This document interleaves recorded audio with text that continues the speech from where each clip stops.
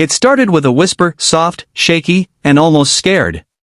The kind of whisper that instantly turns your stomach cold. "Sir, there's a camera in your office," the little boy said, clutching his backpack straps like he was holding onto something much bigger than fabric, like he was holding onto courage. The CEO froze. Not because of the words themselves, but because of who said them. A child. A child who wasn't supposed to be anywhere near the top floor, let alone his office, yet here he was, standing in the doorway with wide, worried eyes. And what happened after that moment was something no one in the company, least of all the CEO, could have ever expected. Before we begin this incredible true-inspired story, make sure to subscribe to True Story Tales, hit the like button, and share your thoughts in the comments. Your support helps us bring more powerful, emotional stories like this one to life. Now, let's dive in. Michael Grant had been the CEO of the technology company VisionCore for almost 8 years. He was known for being sharp, focused, and maybe a little too serious. His company had grown faster than he'd ever predicted, and with growth came pressure, deadlines, and a kind of exhaustion that settled deep in the bones. VisionCore's headquarters sat in downtown Chicago, a glass tower that reflected the sky but often felt like anything but freedom for those inside. Employees whispered that Michael wasn't unkind, he was just distant, a man too busy carrying the weight of the whole company to notice much else. But that changed on a rainy Thursday morning in October. Michael arrived late that day. Not because he overslept, but because he'd stopped to help an older woman whose car had broken down on the side of the road. It took only 10 minutes, but it made him reach the office later than usual, dripping wet from the misty rain that seemed determined to soak everything in sight. When he stepped out of the elevator on the 42nd floor, the first thing he noticed was silence. Not the usual focused work silence. This felt tense, like the building was holding its breath. He walked into his office, set his briefcase on the table, and then heard the soft knock on the open door. That's when he saw the boy. Probably 8 years old. Dark hair, freckles, a backpack decorated with superhero patches. "Can I help you?" Michael asked gently, confused. The boy looked over his shoulder as if checking that no one saw him. Then he stepped inside, stood close, and whispered. "There's a camera in your office." Michael blinked. "A camera?" The boy nodded, eyes anxious. "My dad, he put it there. He wasn't supposed to bring me today, but he said he didn't have a choice. I saw him hide it. I thought you should know." Michael's first instinct was disbelief. His second was concern, for the child more than anything else. "What's your name?" he asked softly. "Ethan," the boy said. "My dad is Mr. Lewis, he works in IT." Michael felt a strange heaviness settle in his chest. He knew Mark Lewis, quiet, hardworking, always polite. Michael had approved his request to bring his son to the office on emergency days. Never could he imagine Mark doing something like planting a camera. "Ethan," Michael said, kneeling slightly so he was level with him, "can you show me where your dad put it?" Ethan hesitated. I don't want him to get fired." The sincerity, the fear in his voice, it hit Michael harder than he could explain. This boy wasn't trying to cause trouble. He was trying to tell the truth while protecting the father he loved. "I'm not going to do anything without talking to him," Michael said. "You're very brave for telling me." The boy swallowed and pointed to the bookshelf behind the desk. Specifically, to a small decorative globe, one Michael barely ever touched. Inside it, when he opened the top gently, was a small black lens blinking red. A camera. A real one. Hidden. Michael's breath caught. Not out of anger, but concern. What would drive Mark to do something like this? Before he could react, Ethan's small voice broke the silence. "Dad said he needed proof. That you weren't a bad man." Michael felt something twist inside him. "A bad man," he repeated, confused. Ethan nodded. "Some people at work told him you were cold. That you'd never help anyone. That you'd fire him if he made even one mistake. But I heard him tell Mom he didn't believe them. He said he thought you were good.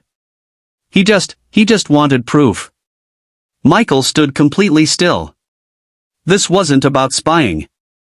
It wasn't about stealing information. This was about fear.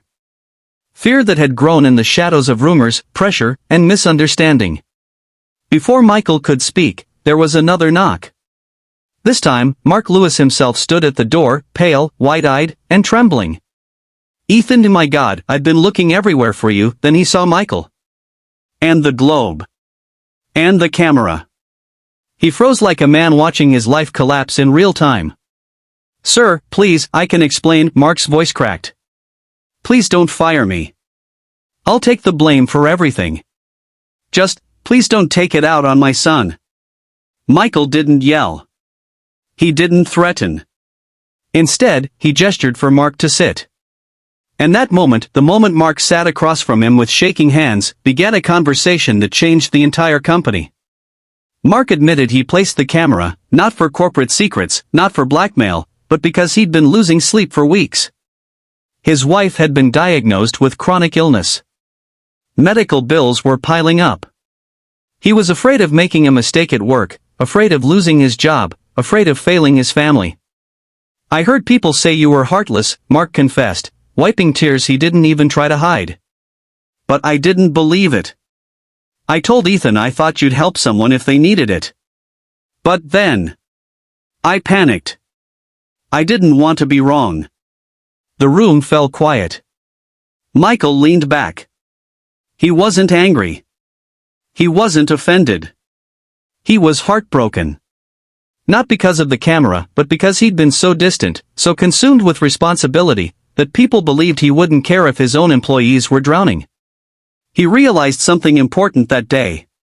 Kindness doesn't only disappear when people are cruel. It disappears when people are overwhelmed, unheard, unseen. And he had been so busy leading the company he forgot to lead with heart. Michael took a slow breath. "Mark," he said gently, "I'm not firing you." Mark looked up, stunned. "And Ethan," Michael added, turning to the boy, "thank you. You did the right thing today."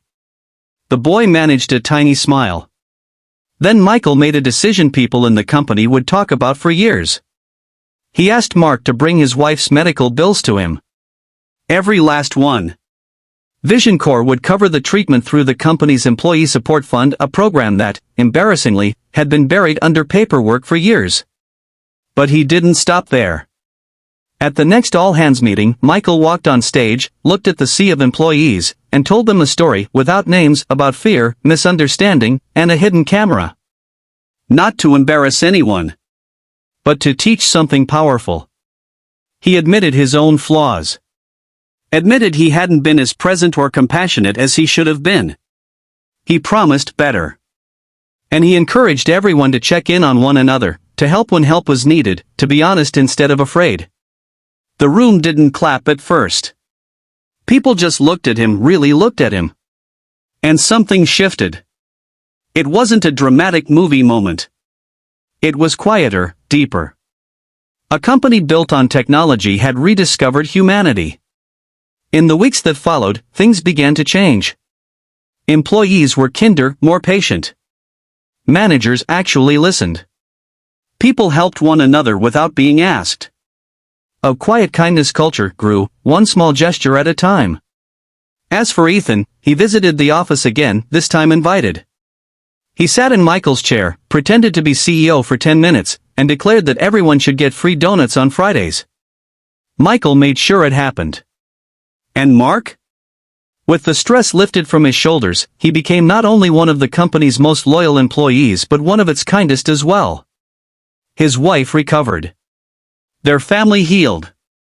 Their home became filled with laughter again, something Mark thought he'd lost forever.